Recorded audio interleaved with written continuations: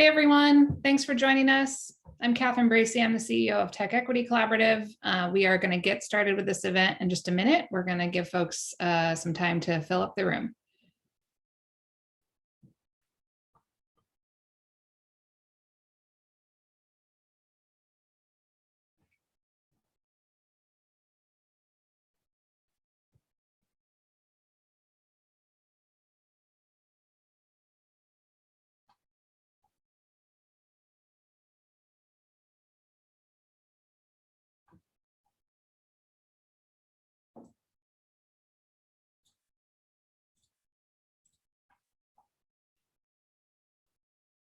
Hey everyone, thanks for joining. If you're just coming in the room, we're waiting a few seconds to let folks get in. I'm Catherine Bracey. I'm the CEO of Tech Equity, and we'll start shortly.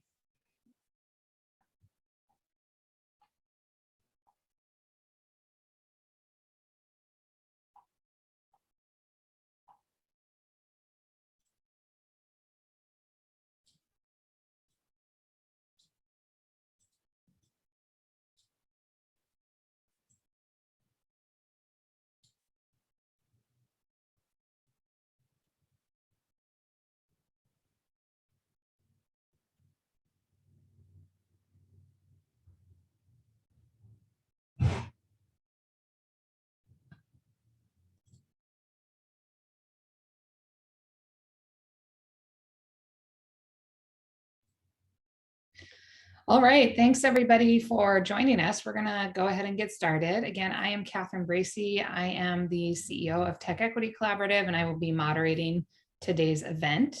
For those of you who are not familiar with Tech Equity, if this is the first event you've been to, I just want to start with a few seconds about who we are. Tech Equity is a nonprofit organization whose mission is to activate the tech community, both tech workers and tech companies, around a set of issues that we think will make it so that as the tech economy grows, everybody benefits from that growth, and that tech is a foundation for broad-based opportunity for everybody and not a driver of displacement and inequality. And we do that work in three ways. We do a lot of educational events like this one, which you're participating in today.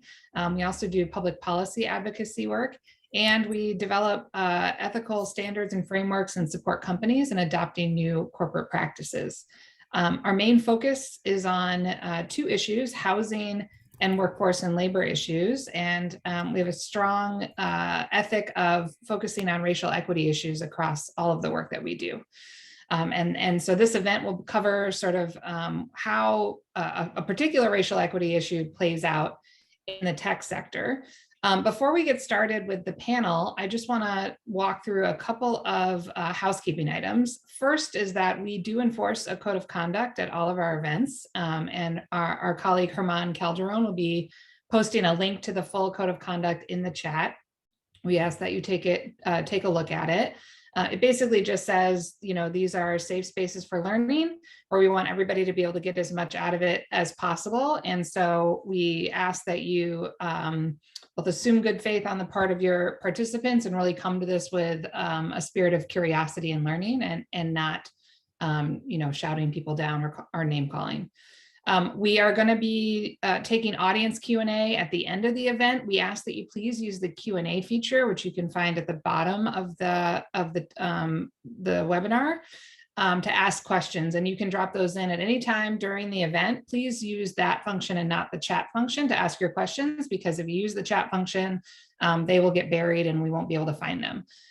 We will be recording the webinar, as you all should have gotten a notification about when you logged in. We'll be sharing this out after the event via email, so you can share it with your colleagues. We encourage you to share it widely.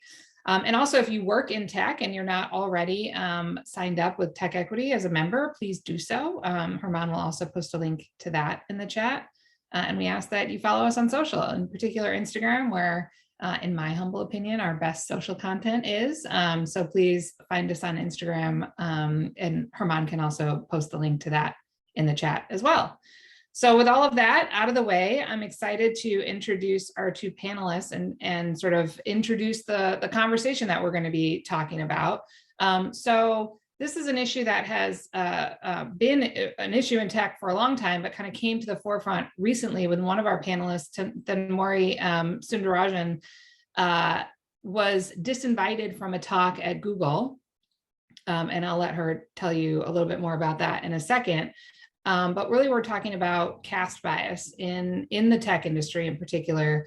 And this is, of course, caste is a social and sort of economic structure within the South Asian community that plays out at tech companies a lot and is an issue in diversity and inclusion in tech that often doesn't get talked about. So we think it's an important topic to cover here. And hopefully you will join me in learning a lot about this topic with our two great panelists. So I will introduce them now. Thenmozhi Soundararajan, welcome. Thank you. You're the Executive Director of Equality Labs. Can you just introduce yourself and the work that Equality Labs does? Sure. And thank you for having me so much here. And thank you and hello to all of the folks that are listening online.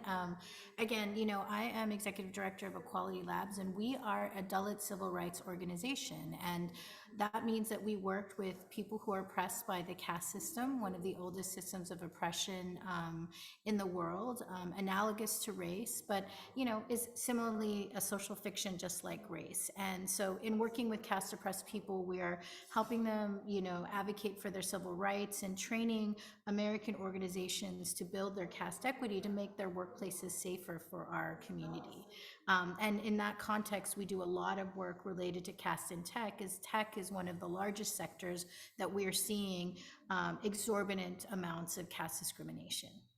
And would you mind, just for folks who aren't familiar, can you just give a brief 101 on what the caste system is and how it originated? Sure. So caste has its origin in scriptures in South Asia. It's over 2,000 years old. And, similar to race, it's a social fiction. So people at the top decided to write that they were better than all of the people at the bottom. And they divided a society up into differing castes that had, lowering levels of spiritual purity and access to resources in society. And so the big categories of castes include castes that were priestly in nature, castes that were rulers, castes that were merchants, castes that were peasants. And then there was people outside of that entire system that were seen as spiritually defiling, who were given the worst backbreaking labor. This included cleaning up the shit of other communities, disposing of carcasses, and every other known punishing, backbreaking, exploitative labor. And those people were formerly known as untouchable. And we don't use that term because it's an epithet, because we were seen as being spiritually defiling, and touching us would defile others in return before God. And that's why we said nobody gets to determine anyone's position towards the divine, and certainly not to condemn us to a sentence of caste apartheid.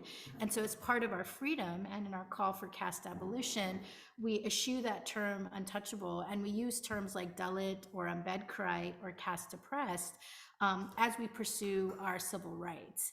And the thing that's very, I think, hard for most Americans is that usually when you learn about caste, it's in the 6th grade and it's presented as a system in antiquity, but it's alive and well. And, every hour, 3 Dalits are murdered, 2 are raped, and many houses are burnt in our homelands in South Asia. But in the United States, wherever South Asian immigrants have come from to here, in our new homelands, we've seen caste replicated. So in our research in Equality Labs, we've seen that 1 out of 4 Dalits or caste oppressed people experience physical or verbal assault.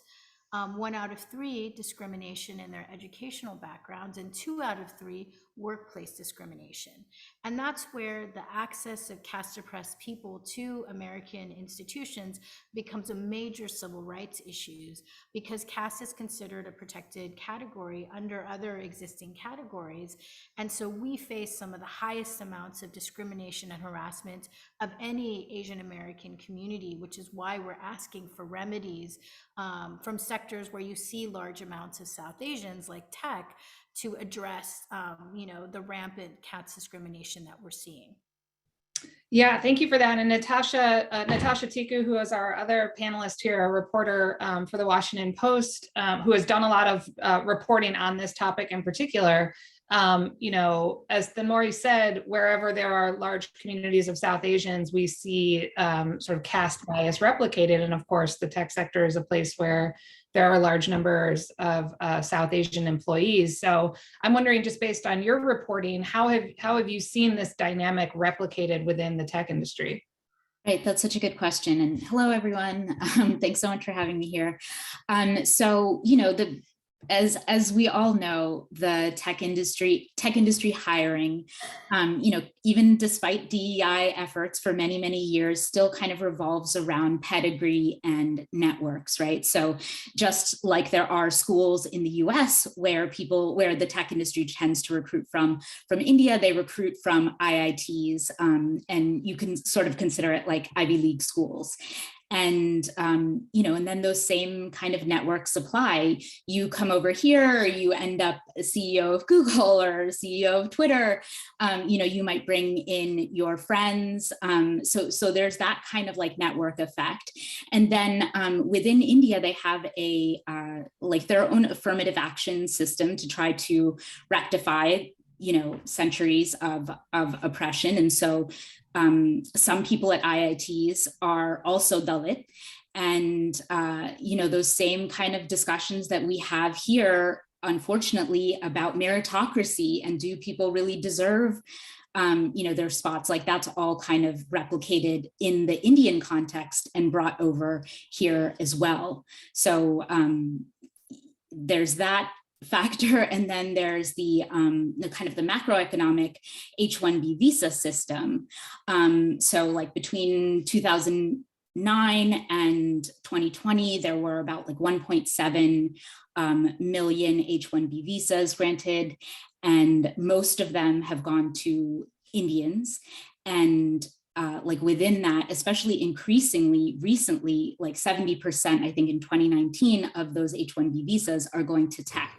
So this problem is just getting, there's just more and more people involved replicating these same systems without, without discussion about, like, this hasn't come up, right? If you look at tech company diversity reports, you would not see this. If you aren't aware that this is happening, you would not, you might not understand the cues, like what's happening next to you in the lunchroom or what other people are facing, just in the same way that you might not recognize what's happening with race unless it's happening to you.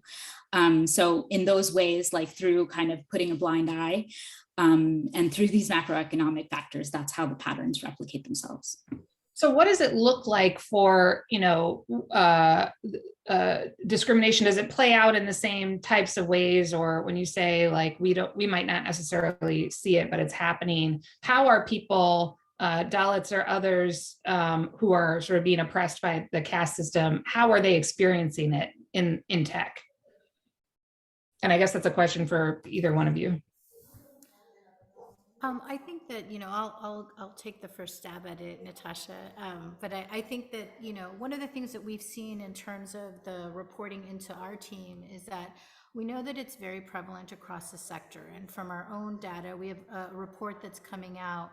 1 out of 2 Dalit workers tech workers have experienced caste discrimination, and the majority of those workers are H-1B visa holders. And the reason why that's significant is that we have a significant group of tech workers who are afraid of caste hostile working conditions, and they're afraid not only of losing their jobs, but losing their immigration status. So that's why these concerns are so severe. But in the kinds of complaints that we've seen, they're actually bread and butter civil rights complaints that you would hear from any racial equity, practitioners. So for example, the open usage of slurs, caste slurs, being common on message boards, emails, and even in open discourse, bullying and harassment and intimidation. So once people find your caste identity, people start to openly kind of torment you because they know that you're vulnerable. Also, I think something that's very unusual, I think, for HR and for people that aren't South Asian is that, caste oppressed people have, a very similar to experience to closeted queer and trans workers, where, even though we look like our oppressors, we are not the same. And I think that, many Dalit workers I know have shared with me that they they intend to be in the closet and to stay in the closet for the entirety of their career because of how close knit the dominant caste manager networks are from company to company. So people are afraid that being outed in their workplace doesn't just, impact their singular job, but the entirety of everywhere they might work in the valley. So Yeah, it's I was going to ask you about that because I do think that is a particular element to this type of discrimination, which is, psychologically damaging, is that people feel like they can't be who they are. They have to hide their identity. And another aspect that I thought where this was interesting is like in the interview process, if there are other South Asian people on the interview panel, that they might ask sort of leading questions to try to get at what caste people are in, and as a result potentially risk not getting a job at all in the first place. No, it's terrifying, and the level of caste stress that caste oppressed workers face, it goes from the educational environments where you're in casteist institutions to the alumni networks that kind of feed the internal referral processes that get you into the company, and then your entire time that you're there, you're facing these slurs, harassment, bullying, even sexual harassment, and once your identity is found out, potential demotion, siloing, or even termination. So these are serious claims, and it's one of the reasons why the California Department for Fairness in Employment and Housing really led the path for American institutions by suing, Cisco Corporation for, the experience of, a caste oppressed employee. And, the DFEH does not lead a suit before investigation. And I think what is significant is that the DFEH didn't need to be a historical expert in caste to understand that severe civil rights failures were occurring for its workforce, which is why they led that suit. And I think in the wake of that suit, so many tech workers have come out about what they've seen, what they've experienced, because workers are tired of having to live in and work in conditions that are very diminishing and heartbreaking. As someone who had a father who stayed in the closet until he was like 74, and in my own experience of being someone who's an out, tech practitioner around DEI, I don't want other people to experience what I've experienced. I want people to be able to access institutions free from violence and diminishment and harm. And that's not what's occurring right now. And it's really inexplicable that it's happening, because it'd be one thing if many of these corporations didn't have senior management or even CEOs that were South Asian, but they do. So the issue of competency here is not really the reason why this isn't happening. It's really happening because of a lack of political will, and people feel, organizations and corporations feeling like they can skirt their civil rights obligations, and that's why there's this tremendous workers movement to add caste as a protected category, because we need conditions to change.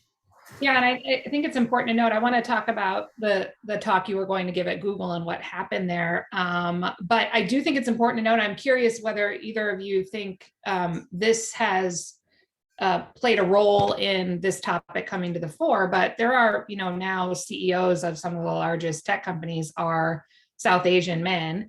And I believe, so Microsoft, Google, and Twitter, I believe all three are from the top caste, the Brahmin caste, is that right? So Sundar and Satya, Microsoft and Google are from Cool. Brahmin caste, and the head of Twitter is actually dominant caste, but not Brahmin. Okay. And so, that clearly we know that, leadership plays a big role when it comes to diversity and inclusion in tech. So I'm wondering what you all think about that, that fact, and how that plays into how these conversations may or may not happen in the tech industry. Maybe Natasha, let's start with you. Yeah. You know, I wonder if it does, because like I'll say in this, in what happened with Thenmozhi and Google, I think it did allow people to question why Google's in like kind of incompetency on discussing these issues. Maybe if they had an American CEO, like somebody who was born and raised here, or a white CEO, there wouldn't be an expectation to do better. But I don't know that, it's sort of, what do you think then, Maureen? Like it's just like leadership is so far removed from what people day to day have to go through. I think it just gives the people who've been, like, for me, talking to interviewing people, it was really like the George Floyd protests that pushed so many people to come out and start to talk about their own dynamics. That's where I saw a major change, rather than Parag joining Twitter CEO and that changing things. I think that they felt, and then there was this great book on Caste by Isabel Wilkerson, who tried to like kind of explain how that worked across India, the US, Germany. And I think those two things, George Floyd and the book together, is, I think, a real catalyst moment for awareness. Yeah, I mean, I think that, what's fascinating to me, Natasha and Catherine, is that you have all of these Indian dominant caste CEOs that are there, because corporations have made commitments to diversity. People, almost all of these companies have talked about now diversifying the C-suite. And yet, these leaders, make all of these like kind of statements about being progressive on the issue of race, but in practice are regressive on the issue of caste. And I think that's what, the fact that you see these people pulling the ladder behind them when it comes to the needs of caste oppressed workforces is really shocking to me. Because, again, if you just take Sundar, there's a very strong statement that was made in the wake of George Floyd about their commitments related to DEI work and the issue of race. And the thing that is really startling for me is that Google's priority isn't just North America and the United States, it is making heavy investments in India. So if they're going to make such strong statements about systems of exclusion in North America, it would make sense that they would do a similar pledge related to caste oppressed and religious minority people in India and across South Asia, because we are a significant group of people. We're not 500,000 or a million. We are close to 250 to 300 million in India alone, and much larger across South Asia. We are the significant axis of exclusion in that area. And so it would make sense that that same vision or commitment to inclusion would include us as we're moving forward.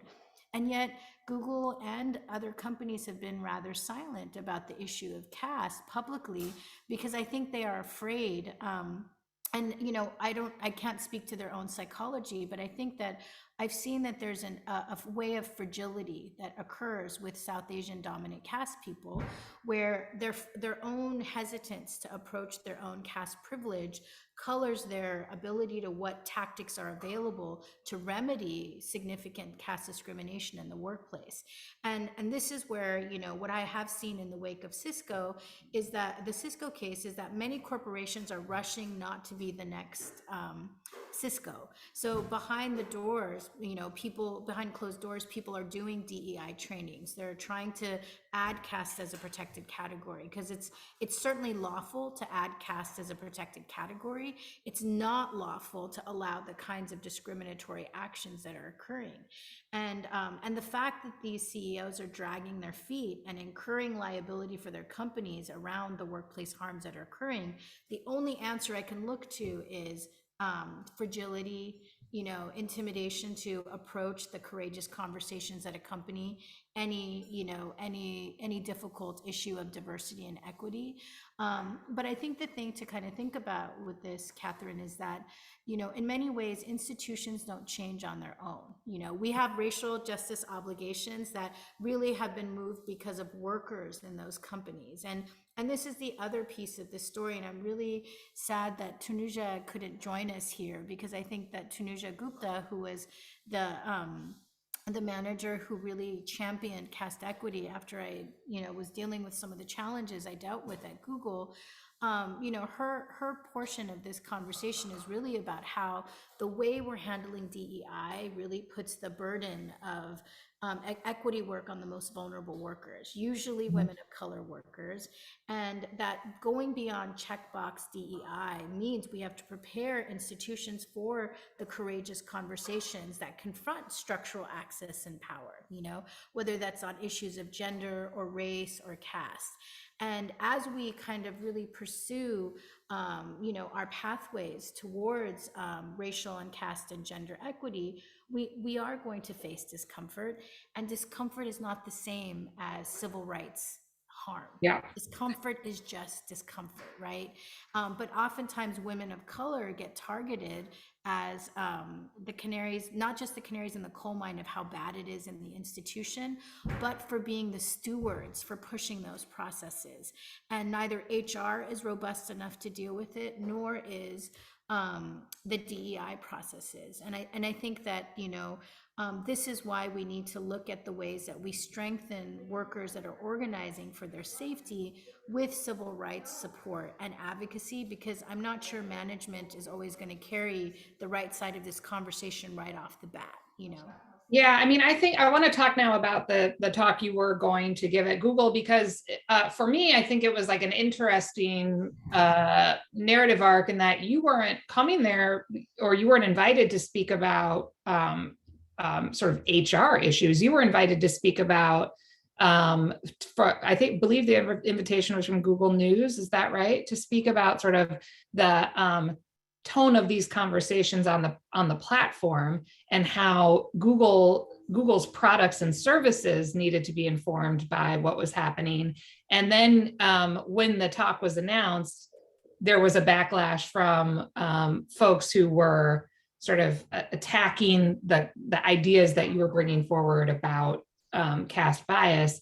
And then it sort of turned into more of an internal issue. So I'm just curious if you can tell us, or I don't know if Natasha, you want to maybe give the overview, and then Thenmozhi, you can sort of talk about from your perspective. I would love to know what you were gonna say. Yeah, actually, she did give the talk on YouTube, and I would highly recommend. Oh, great! I would highly recommend everybody. I'll share it in the chat. But Herman or Marion, if I could ask y'all to dig it up, that would be great, and drop it in the chat. But yeah, let me talk a little bit about Thenmozhi, the work that she's done in the tech industry even before this. Catherine, like you said, it's this kind of, it's kind of a tragic parallel, because Thenmozhi has worked with social media companies to, how she was saying, we can't know what's in their head, in terms of why they haven't dealt with this as an HR issue or as a, internal issue, but we do know where their users are based, where their customers are, and there is an obligation to understand the markets in which they operate, right? Like, remember when Mark Zuckerberg and Google couldn't stop talking about the next billion? Like, these people are the next billion. And so Thenmozhi would approach companies like Twitter and Facebook and talk to them about, how do you moderate these issues? Like, they're struggling to have a conversation inside Google News. Meanwhile, Google News has to, help disseminate information to the world about these issues. Google might not be making the most money in the Indian markets, but that is where its products are the most popular. That's where they have their biggest user base, right?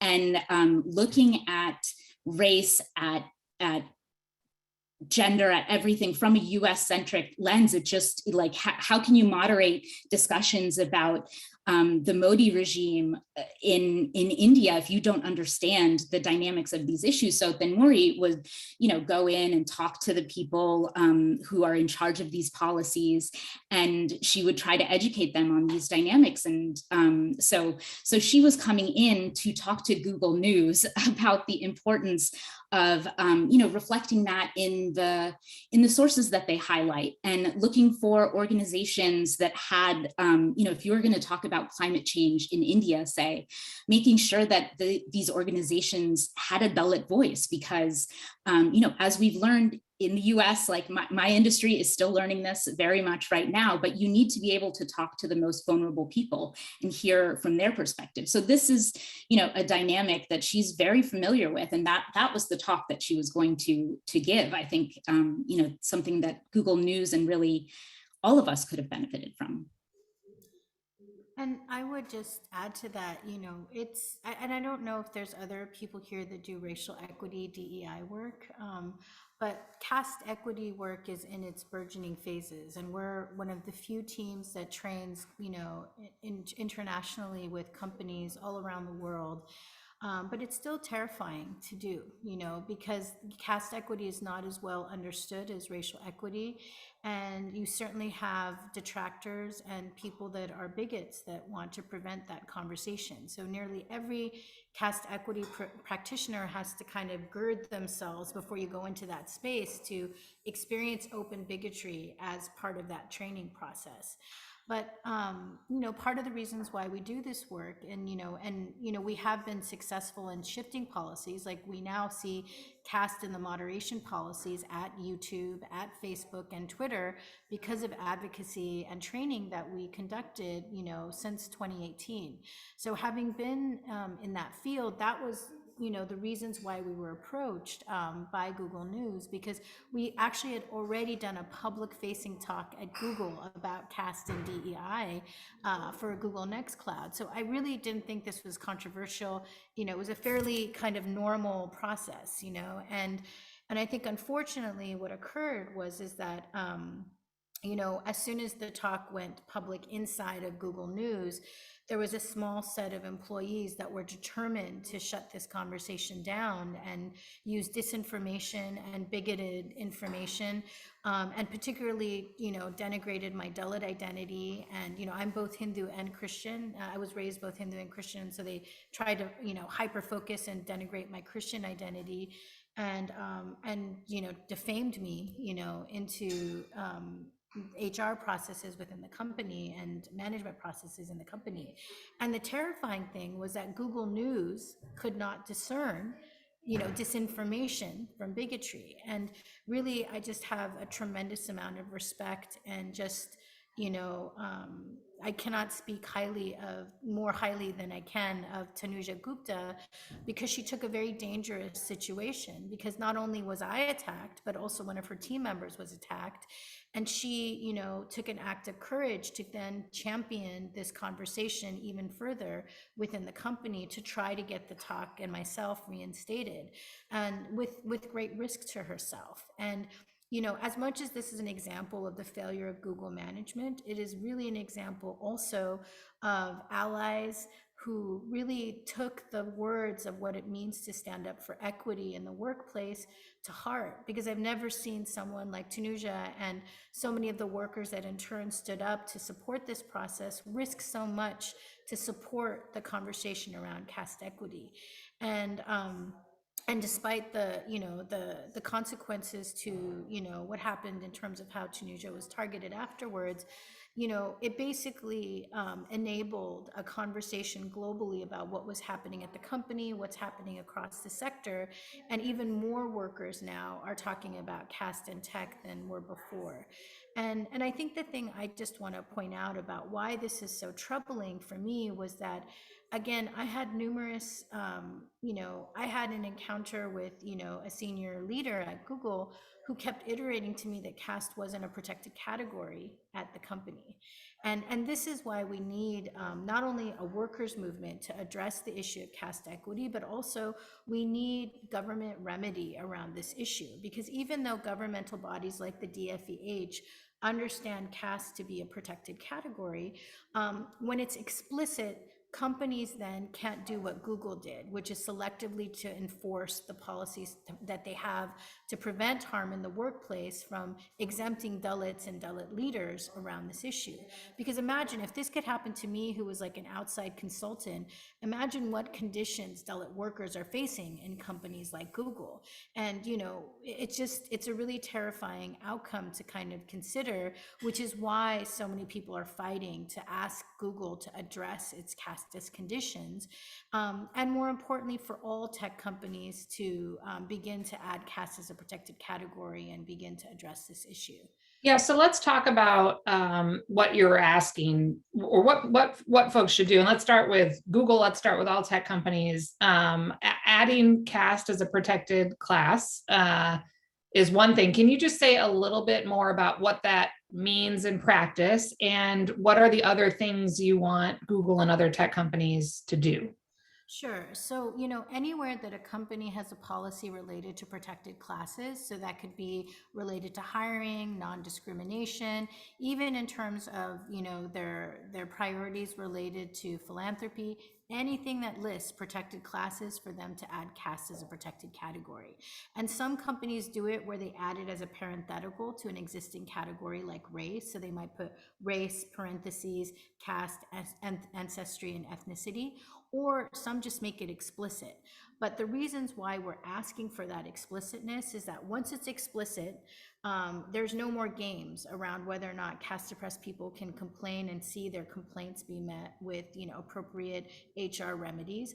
But also there could be data collection, like what's done with other protected categories, and also attempts to create KPIs so that we can measure the progress, right? Because one of the things that we know in terms of DEI work is that if there are not, strong targets and goals, there is no teeth and accountability to DEI work. So some of the measures that corporations took in the wake of George Floyd is they had, they had like firm measurements around the percentage of diverse candidates that applied to a position, the amount of people that were, being hired in terms of diverse communities within the C-suite and in upper management.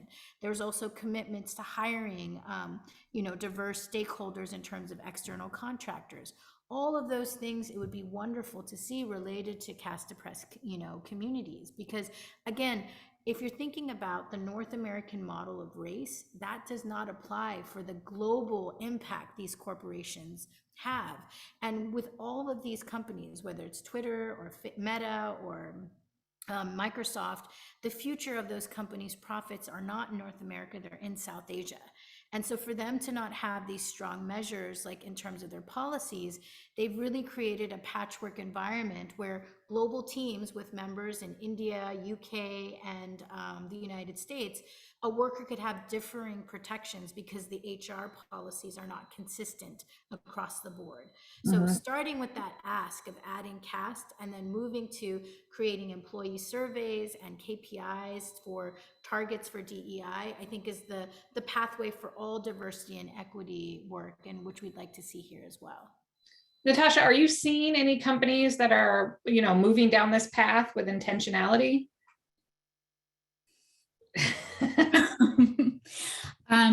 I mean, when Thenmozhi was talking to me about all of the places she had recently, or had since she and I had last spoken, given talks about caste equity, I realized there had been some movement. And I think that the Cisco case certainly motivated companies to start to try to understand these issues.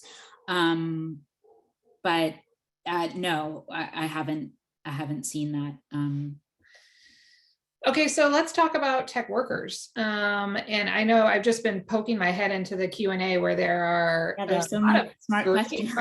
Yeah, and a lot of them are like, what can I do as a tech worker, as a hiring manager? I think there's sort of a, what can I do? Let's say for if you were a South Asian worker versus not South Asian, or don't, American, or some other race where you don't have grounding, you'd be showing up more as an ally. How does that look like for different types of tech workers? Well, I think one thing to know is that workers actually have a tremendous amount of power in this situation. These companies don't work without workers, to just be honest. And I sometimes think that one of the reasons why the companies are really afraid of bad press is because workers see what their companies are doing and they don't want that to stand, So I would say that if you're a worker here, I would recommend that you, one, like, reach out to Quality Labs, we have many worker conduits that we can connect you to for people who are working on these issues inside companies that you may be a part of. Also adding, being able to advocate with HR for the addition to Caste as a protected category has a lot of surprising outcomes, and not all of them are as bad as what happened in Google. We've actually seen that while few companies have moved to adding Caste explicitly, they have made statements around Caste discrimination being, not acceptable inside the company. Many companies have reached out to us, and we've worked with over a dozen major corporations and intergovernmental institutions that have done Caste equity training, pretty intensively over the last couple of years. So the desire to really move to making the workplace inclusive is coming from workers who are then driving their management to be accountable. But I think that next phase of where we're seeing more and more companies add Caste as a protected category, that's going to really come from like a worker-wide movement across the sector, because again, it's really a no-brainer, There's nothing unlawful with adding Caste as a protected category, but it's completely unlawful to create the kind of employee liability that's occurring with the kinds of discrimination complaints that we're seeing from Caste oppressed workers.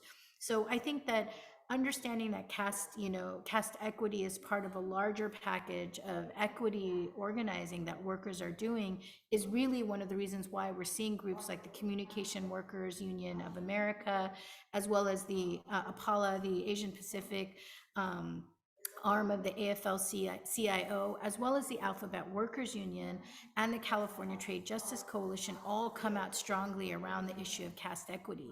So being able to be allies towards the process internal to those companies for those asks, as well as being like an active upstander, because so many of these discriminatory situations are happening between South Asian workers.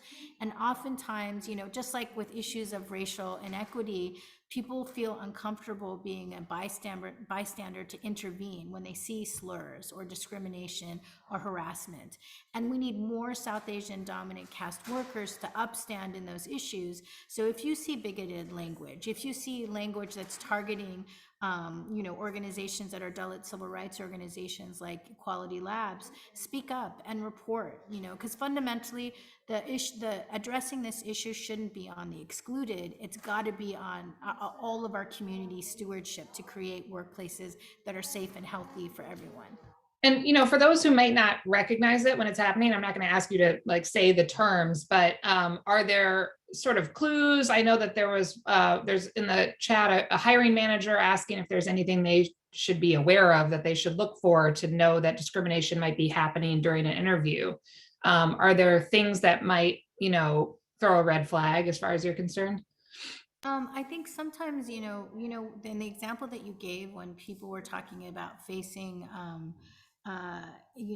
discriminatory hiring panels, a lot of times, and even if you guys look at the complaint within the John Doe who is the complainant at the Cisco case, one of the things that he talked about was that his upper caste managers were discriminating against Muslim candidates. And he raised that because he was uncomfortable. And when he raised all of these issues to HR said caste was not a protected category.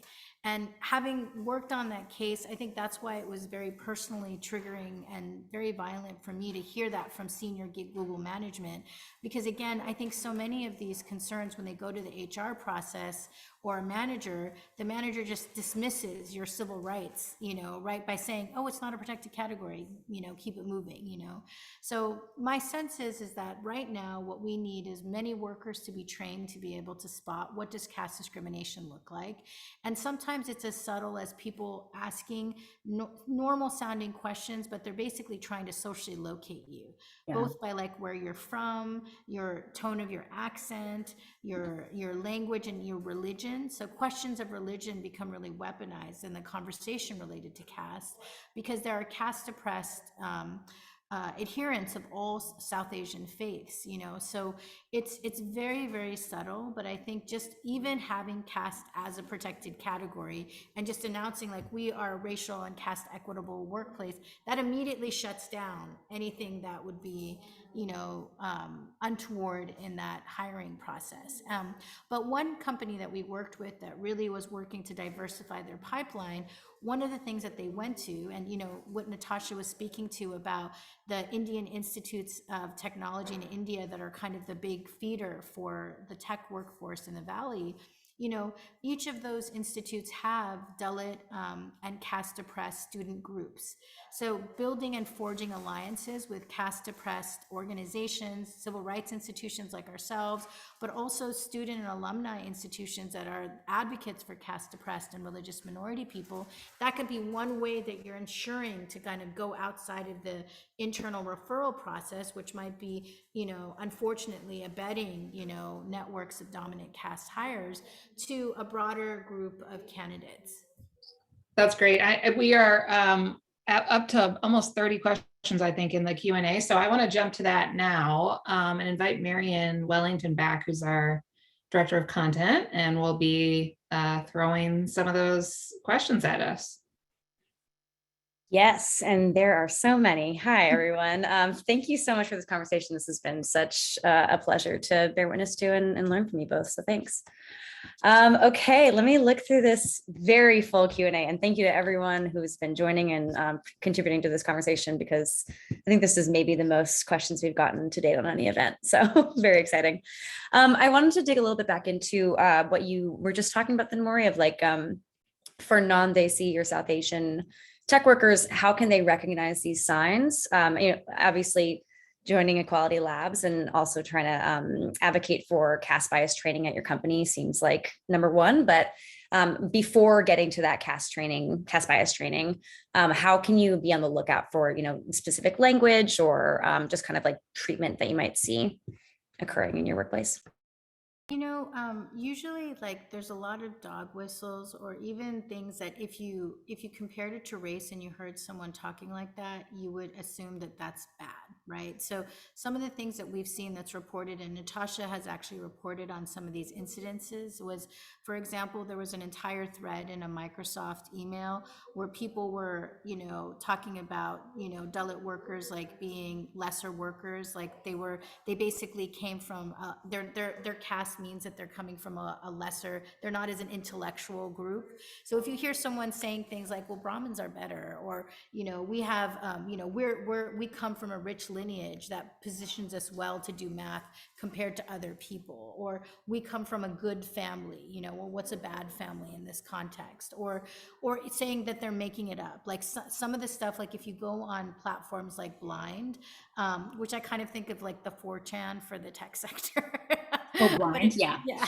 But if you go on Blind and you see some of the conversations related to caste, a lot of stuff is like, these are whiny babies, what have they experienced, like how, that what they really need to be doing, the calls for meritocracy in the face of claims of discrimination, dismissal of what's happening, even claims to like weaponize religion. Like, again, I'm someone who was born a Hindu and a Christian, and my dad was like one of the first donors of temples on in the West Coast, and so there was tons of claims of Hindu phobia against me. And I think unfortunately there is a small group of bigots that want to use religion and weaponize that against caste oppressed people that are coming forward.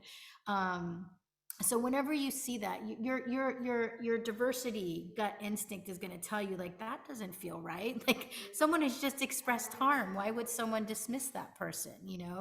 And then I think also siloing and judging people on the basis of their religious or caste background, which happens. I've, in the wake of this, I've had a lot of like non-South Asian tech workers said to me, I saw something, I felt something was off, but I didn't know that I could say something. And in fact, some people would say, I didn't think it was my place because I thought it was an internal community issue.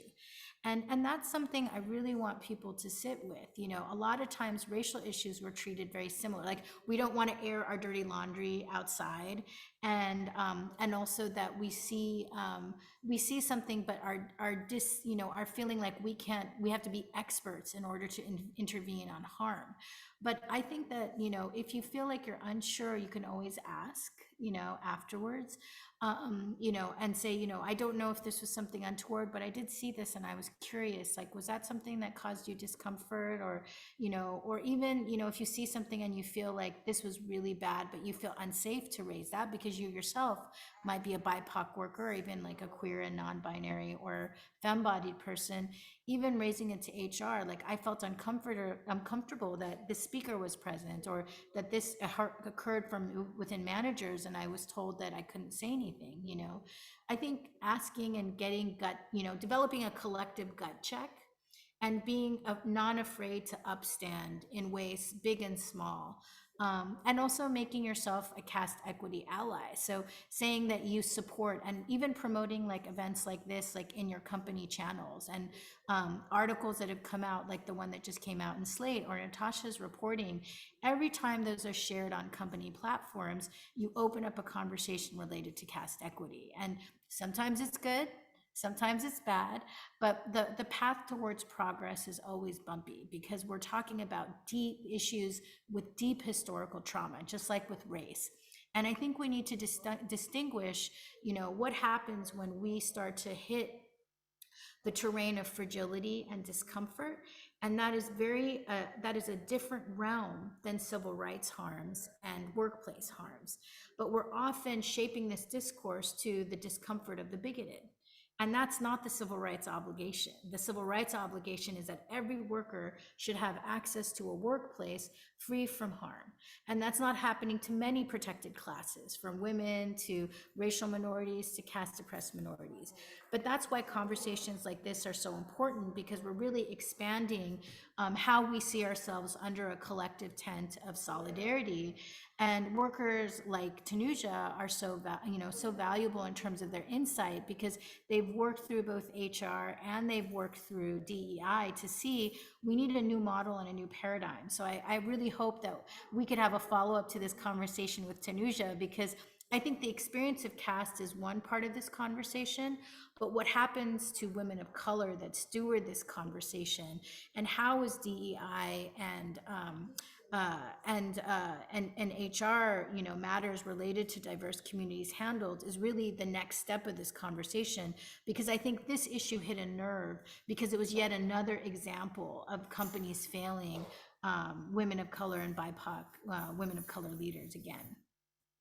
Yeah, I mean, I see that so many of the questions are related to that. And I, just from the perspective of how do you increase your awareness, I mean, I can talk about like my own, you know, ability to, or my own journey kind of learning more about these issues. It's the same, you know, it's the same kind of dynamics that we've all had to educate ourselves in with, you know, some of the harassment campaigns and some of the bigoted language, dog whistles that we've heard in the US over the past few years. You know, I wouldn't expect that anyone who's new to it would be able to overhear a conversation, immediately get the, you know, the nuances and intervene, but there's so many steps before then. And, you know, if you have a gut check and you want to, I mean, I'm not going to advocate yes or no with that, but in terms of wanting to educate yourself, there's certainly lots of resources. Yeah, you know what I mean? The more like she, you know, one of the things she told me is that I think we're 20 years, right? We're 20 years behind DEI training, like we're 20 years behind. So imagine the lack of vocabulary, the lack of familiarity, the lack of empathy, the lack of historical understanding. So really just starting to read up on these issues, I think you'll find yourself like, you know, with something that interests you and something you can start to recognize if you're curious about these issues. Even, you know, as somebody who grew up in the US, like, and is South Asian, you know, I still myself am still learning, and you can just talk to people. It's certainly not the kind of thing. I mean, I think we should all keep the challenge that it was for Black employees over the past couple years, like, please don't go up to people and ask if they're Dalit and then ask them to explain things to you. I mean, Thenmozhi had to do so much work. It wasn't just one time going to these Google executives and trying to explain them. There was so much back and forth, so much internal organizing, trying to advocate, trying to explain these issues. And, it shouldn't be on her and it shouldn't be on anyone else, but you can certainly educate yourself. Like there are a lot of good resources online, and Equality Labs is a great place to start. Natasha, you mentioned a book called Caste by Isabel Wilkerson. That's a good place for people to start, you think? Oh my God, it's just an incredible book about America. Like, even if all you care about is American history or world history, or reading fascinating anecdotes, it's such a good book. It'll really, really hit home, I think, if you care about really any of this. And I'm going to drop a link into the thread. There's a book that I have that's coming out in November that I think is really helpful for North American folks looking at the questions of caste in North America, and also these questions of fragility, because I think the thing that really scares people is the fragility of the dominant caste bigots that come out so hard against this issue. Like when I've talked to HR people, they're like, I haven't seen white nationalists get this, frothy around issues of this issue, around issues of caste. And it's, and the opposition that we saw at Google is very similar to the people who oppose critical race theory and the teaching of our history related to slavery, and harm towards, Black communities in the United States. And, I think that this is a really kind of moral moment, I think, for us as within this industry and as workers and people committed to safe workplaces. There is a battle for our soul right now. How do we deal with our historical harm and trauma? How do we really understand and create greater resilience in the people of privilege to be able to hold space for what harm has occurred, and how we might all be champions to creating better institutions with each other? And that's easier said than done, because what we're talking about is rattling the structure of power. But again, I want to just kind of like show up the example of both Thenmozhi and the workers that, really are standing up even now related to for caste equity. Like there are workers that are tabling inside of Google right now to support, and ask the company to add caste as a protected category. So as daunting as some of the human rights impact of these institutions are, it is workers who are turning this tide right now, because people want to work at workplaces they feel proud of. They don't want to see grave, human rights harm coming from these companies, and they want workplaces that are safe for all workers. And there's never been in the history of America corporations that have course corrected on these issues by themselves. It happened because workers were united across the sector. And I think this is why this is such an incredible moment and an opportunity to take this really harmful experience into a conversation of healing. And we rarely talk about historical harm as an opportunity for healing and the tending of our wounds. But I think that's really what we need to do at this point, Marian, do we have time for one more quick one? I think we have time for one quick one. So Thenmozhi, thank you for everything both of you, Natasha, have shared. You mentioned that, kind of the first step right now is for companies to enact caste protections and make sure that it's a protected class of workers. Once that's done, what steps do you think are needed, both from the company perspective and then also from workers who want to be allies and are in solidarity with their coworkers to actually enact that kind of caste equity and to create safe spaces for Dalits and other caste oppressed people to speak up? So I think that, again, the pathway, it's actually very similar to racial equity. It's not like we're not talking about rocket science. There's already so much proven literature on this, but for folks that are new to like, how does DEI work in a company? Usually like what I would recommend for caste equity is add it as a protected category, conduct employee surveys so that you can get a sense of what the baseline is in the company around this issue. From that, build your KPIs, as they're relative to hiring, to management, to external consultant and vendors, as well as your philanthropy, and then look to see if you can implement that through a course of both training and awareness building, as well as positive events like speaker series and other cultural events that promote positive identifications with that protected category. And, I view like caste equity work as like a multi-year process, because you need at least 3 to 4 years of investments to see, where did you start and where have you ended in terms of moving that needle.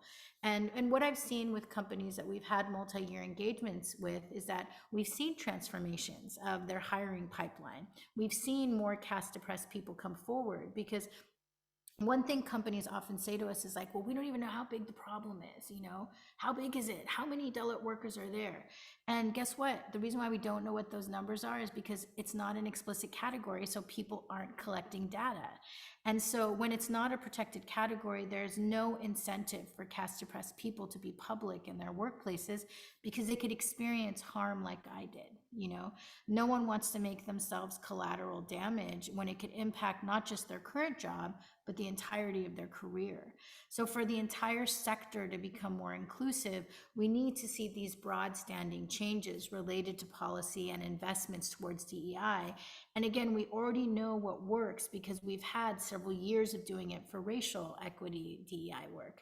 But this is also a call for people that do racial equity DEI, is that, really this is a moment to expand our North American understandings of racial equity, because our companies are not just based in North America. They have global ramifications, and they're affecting hundreds of millions of people whose structures of exclusion don't fit within the North American histories of race. And so being able to, American workers and American citizens are uniquely able to rein in the harms of those global actors, because we can legislate against these companies. They're founded here. So we have a terrain of control in terms of regulation that could have, when in conjunction with other global human rights partners, that could really remedy an incredible amount of harm that's occurring in democracies around the world. So I think that the more we are connected and the more that we expand our global understanding, the more that we can make sure that these American corporations are just to their workers at home and just to their users everywhere around the world. Well, I want to thank you both for joining us. This has been, I'll speak for myself, I'm sure I speak for many others who are listening, really informative. I'm gonna buy the book, all the books that were recommended. And for folks who want other recommendations, looks like some were posted in the Q&A as well. And check out the resources from Equality Labs. We'll follow up in our follow-up email with more of this information, as well as a link to the recording that you can share. And please join me in thanking Natasha Tiku and Thenmozhi Soundararajan for spending an hour with us. Thank you both so much. Thanks, everyone. Thank you, everyone. And I want to thank Natasha and Tanuja as well. Like, what a lot of people don't realize is that journalists like Natasha risk tremendously to support workers and caste oppressed leaders like myself, and in turn also face the same bigoted attacks that we face. And so I just, again, here are two incredible allies, and I just want to thank them just individually from my heart, because it was a tremendously violent time, but they're signs of the fact that the South Asian community wants this change, and it's unified. So thank you, and thank you for holding this space for us. All right, thanks everybody. Have a great afternoon.